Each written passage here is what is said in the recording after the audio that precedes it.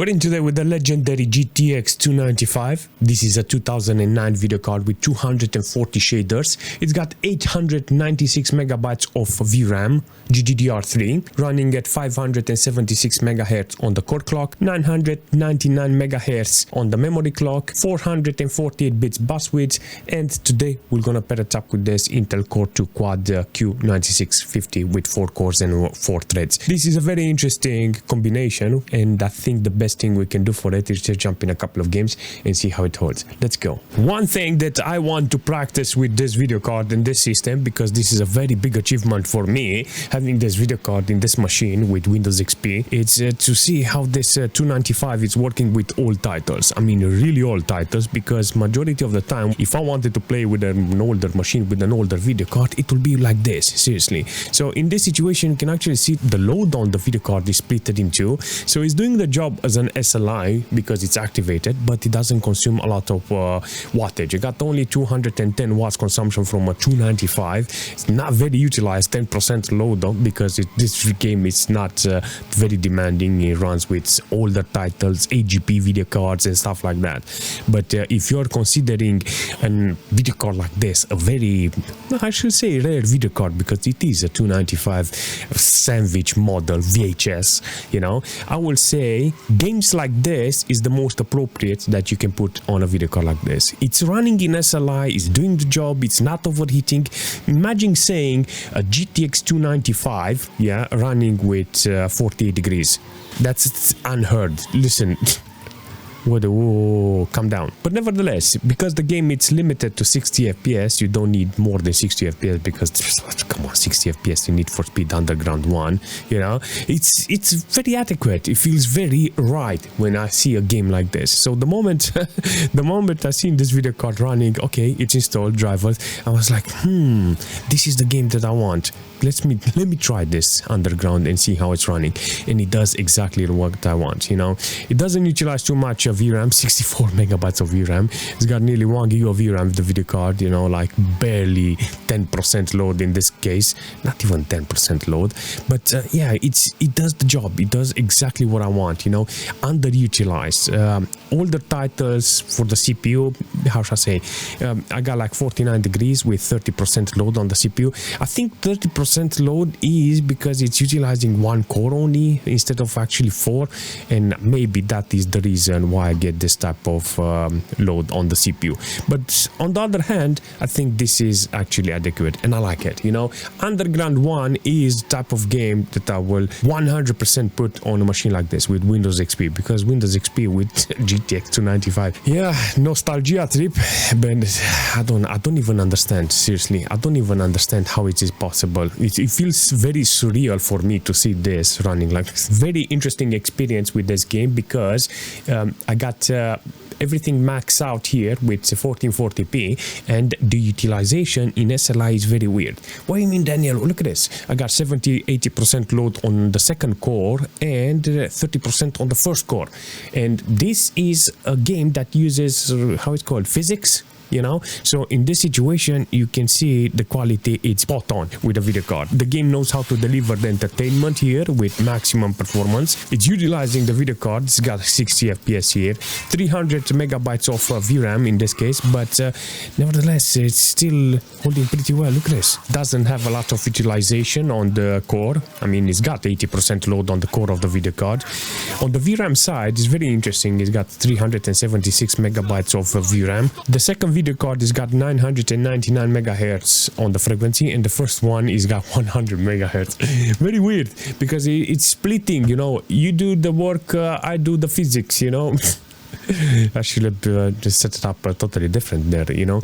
I'm guessing that you will have a totally different performance if you put a second video card, let's say a GTS or a GT 240 or a 250 or something like that, and you leave this 295 inside the computer, and you can use that for physics if you're interested on playing this game. Like I said, it's very interesting to see this game running with 1440p. I put an HDMI cable for the capture card, and it works with a 4K capture card, and it allowed me to put 1440p. And with this resolution I get to see the true load on the video card and how it's being pushed.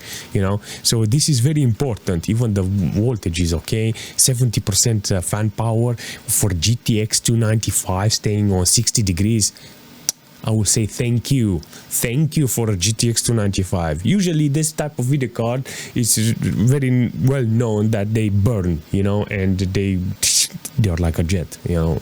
But regardless, 250 on the wattage, considering with this computer what game I have, what performance I have, I will say it's a very adequate thing to see in Beowulf, you know, that split between load and physics in this situation. And I like it. I like this idea this game is offering here. Apparently in this game with GTX 295 on 1024 on the resolution, you can see that is working really nice. I got 100 megabytes of VRAM. I use VSync. I think I can disable VSync. Let's try. The graphics, gonna go on advanced, and I think it's got here. But if I remember correctly, I had some screen tearing. Oh yes, definitely. Okay, you can see that red thin. You know how it feels, you know, but it's utilizing the video card. I got hundreds of FPS. This is good. Let's see if we can actually go. No, open the door. It's locked. Left click your party and you can open the door. All right, you open the door. Now that the door is open, you better take the lead. Yes, again. Okay, thank you. I'm gonna take the lead now. Okay, so in this situation with this video card, you can see that is working in SLI. It doesn't split like one is doing the load and another one is doing the physics. I'm very distracted by that red thing. That is because it's VSync off. In order to eliminate that red thing, you have to activate VSync here. But nevertheless, it's doing a freaking nice job. I got like 500 megahertz on the core, only 300 megahertz on the memory clock. I like it, you know. I really appreciate this video card performing like this. 295 back in the days, I was testing GTA 5 online, murdering this video card with 99% online, and it had not a lot of how should I say, good experience, because if you put this video card on 99% load, you're gonna have problems. But in this situation, you can see that it's holding pretty well. All right, so yeah, with the right games, you can literally have a lot of fun and not stress this video card. 1024 is not very demanding for this video card, but it doesn't offer me 200 degrees on this video card, you know, 55 56 degrees with 10 to 20% load on the video card is very adequate. And if you manage to see without VSync, it's glitching, and with VSync it's holding pretty well. And I think this is the way, you know, in a game like this with a video card like this. It's running with SLI, I keep saying it because this is very important. 1024 maximum details, ultra details with the GTX 295. I can't say nothing bad about it. I'm not expecting this video card to run at maximum. It's got a very unique 1600 on the resolution, and it's squeezing it, and I have to put it max. The monitor is making it small. It's like, you know what? 1024 is the most generic resolution that allows me to capture it here without destroying the aspect ratio. So 1024 with ultra details with the GTX 295, it's working really nice. 256 watts consumption. I got 50 degrees in this case, and it's holding pretty well. Quality wise is okay. If the video card is staying around 50% load on the video card core, I will take this as a big win, because this game feels like Doom. Literally, it feels like Doom. If I got 50% load, the moment I come in a place that is more demanding, you got likely 70% load on the video card core. So it's got a lot of buffer, 300 megabytes of VRAM utilization, 68% fan power in order to keep this video card cool. If it's under 60 degrees, this is good. Calm down, bro. I'll teabag you. I like it. Quake apparently works really nice on GTX 295 with SLI. This is the right environment. This is the right game that needs to be played on this. So in a way, I can't say nothing bad about it, because it does exactly what I want, you know. On the system side, I got like 20% low from the CPU. Not a big problem. That's good. And 43 degrees. If I didn't play that Star Wars game, I would have not known why is it this red effect. But now I know, because it's VSync off. A maximum details 1080p with this video card in Windows XP with this GTX 295, and it's got very interesting performance. Oh man, that stutter was scaring me. Don't scare me, don't please. Right, so I got 95% load, 70 degrees now. See, it's actually utilizing the video card now. 70 degrees on this. So keeping 70 degrees with 80% fan power, and it's got 94% load. 400 megabytes of VRAM. This is good, and all in all, I can say it's utilizing the system okay-ish. 31% load on the CPU side, 51 degrees with 1.7 gig of system RAM. And it's got even depth of field, you know. Look at that lens flare. Depth of field effect.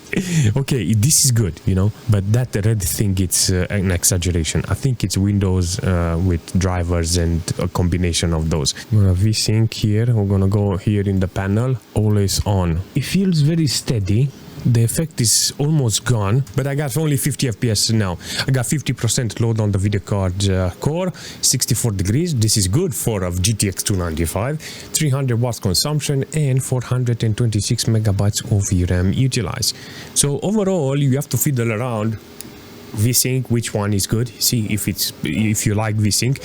But I still think that you have to adjust the quality in order to maybe get away with that red thing, you know, that flickering red thing. I think the best thing you can do is just fiddle with some quality, light, and see how it's performing. But definitely, if I use this 295 every day, let's say this is the computer, I'm gonna leave it for me so I can play some all games. I will put force VSync in order to get a steady performance and not stress this video card and get nice quality, you know. Because with this VSync on, you can see that you get maximum quality, some flickering around, but you're not gonna stress the whole computer and the video card. This is a very hard GPU to handle, you know, because of that dual BGA 2 slots PCB, you know, model. That's the only problem I have here, because it's very hot and that radiator sometimes is not very efficient. Let's say it's running really nice. Look how much stutter you got with it. Not okay. I think quality wise, I think 1080p, maybe that's the problem. Shouldn't be on 1080p with this video card. That is the reason why I get this problem, because if I lower the resolution and maintain maybe some medium to high quality, it's gonna be okay. I think this is a very interesting performance this video card is offering, and I think this is the most adequate you will get with a video card like this, you know. So I got 450 megabytes of VRAM utilization, 50% load. It's locked to 60 FPS, so in this case you don't have a lot of problems. But yeah, it does work really nice in this case with this video card. You can clearly see that it's holding pretty well. Quality wise, everything is good. So 295 is doing exactly what I want, you know.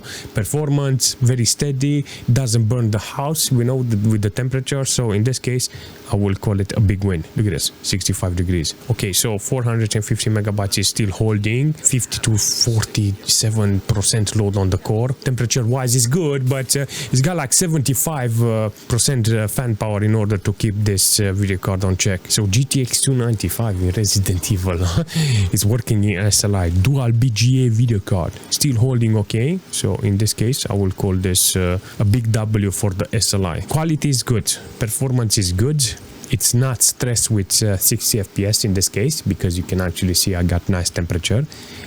I did GTX 295, you understand? Imagine this, you know, not stressing the video card. What an awesome thing to say in this case, seriously. This is the most important thing that you can do with a video card like this. Run games that don't stress the core. Maximum details, but I don't understand why is it like this in this situation when I don't have maximum core load. In this situation, you can clearly see that video card is doing a freaking nice job here.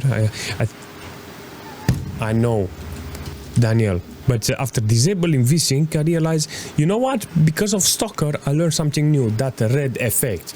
I think that is related to the drivers and this operating system, and I think in order to disable it, you have to use VSync. But with VSync, I had nice performance on the temperature, I had nice performance on the core, and in this situation, you can see I got like 50% load on the video card's core. This is good. 220 megabytes of VRAM, utilize 50% load is not stressing the core in this situation, but I got like 301 megahertz on the core of the video card. That's not a lot, you know, for a video card like this, but it does offer me this quality and this performance with 196 watts consumption from the whole computer. You know, that means the whole idea of this GTX 295 is very good, and you can max out the game, limit the FPS how much you want, but in some situation it's running with 50 FPS, 51 on average, 35 FPS on minimal. Why? Maybe it's not optimized very well with SLI. Seriously, it's very questionable, this one, seriously, but it does work with SLI. You can actually see both of the cores are being utilized equally. So in this case, it's starting the game, but it doesn't work really nice on the FPS side. I was expecting this 295 to run insane here, you know, without any problems, but nevertheless, this is it. This is what I got, so I will not say nothing bad about it because it does start the game. So this is gonna be very interesting in GTR because I got 1440p here with maximum details, and look how it looks. Got nice performance here. I got like 50% load on the video card's core, 292 megabytes of VRAM utilized. Still see that red thing there. Apparently this is related to the operating system. This is because I have VSync turned off and I wanted to see how it's performing without, you know, hundreds of FPS. Core load is only half utilized here in this occasion. Temperature wise is good, 61 degrees, not a lot of VRAM utilization, but the video card is doing exactly what I need in this case, delivering the performance, not stressing the GPU with high temperature, 68% fan power in order to keep this video card cool. On the system side, I got like 60% load on the CPU. Maybe the CPU is bottlenecking here. Look at this. 1.5 gig of system RAM and 60% load on the CPU. I have CPU problems, not GPU problems. 30-40% load on the GPU side. I mean, it's giving me the performance, this video card, but I never thought I will have problems with the CPU. I thought this Q9650 is gonna do the job, but apparently no. Maybe I can take that 6850, you know, that I'm using for AGP video cards, and maybe it's gonna work much better with that one. Here the CPU's got 3000 megahertz. That one I managed to boost it up to 3.3. Definitely an interesting performance, but in this case the CPU is the problem. Nevertheless, good experience. I managed to understand a lot of things today without and with VSync, how it's performing, how much VRAM and core load I get from a video card like this, because it's very essential to understand this video card, you know, how it's operating in an old OS, you know, and in some games. Does it run with SLI? Does it have any bugs? Apparently everything has been answered in this case. That flickering, that red flickering, it's a little annoying, but I understand where it comes from. The overall performance in this computer with this video card was fantastic. I really appreciate it. I got a lot of games that I want to play with this video card, seriously. In the future I'm gonna put this video card more and test other games because I find it very entertaining to see older games, how it's performing with an older GPU like this. 2009 video card, you know, it doesn't have a lot of VRAM, 800 megabytes compared to what you have today on the market, but 2009 games, 2005, 8, 7, you know, all kinds of games from that era are kind of fantastic with a video card like this. And they work really nice. The only thing I have to do and not exaggerate is the resolution, you know. The resolution is 1080p, but I think if I lower, like I done in Quake with 1024, managed to see that it did a fantastic job and that the performance was flawless. That's the way it needs to be, you know, with a video card like this. And if I do that, temperature is going to be good. There will be no maximum utilization like I managed to do with Windows 7 and Windows 10, you know, with this video card. And it's not fair, you know, to put that operating system and newish games, you know, with this video card, because it's not worth it, you know. And every single time you put it, the video card dies because it's on maximum load and it's not worth it. I think like this is the way. That's it. This is the way. This is the how it needs to be played, and I freaking love this type of combination. And hopefully, like I said, I'm gonna put more games and it's gonna be very entertaining. I like it. I don't know what you say about this video card, but nowadays it's very rare to find it. It's very expensive apparently, but if you do manage to find something like this, don't leave it, because it becomes an asset. Seriously, a collectible item. It becomes legacy. It becomes part of history. history and you can be part of it, you know. So when it comes to an old machine, an old video card like this, you can say, you know what, I have something for all times, and this is it, you know. This is true OG gaming, if it makes any sense. I like it, I recommend it, and if you have any suggestion for this machine or for this video card, leave a comment, smash the like button, and I will see you very soon.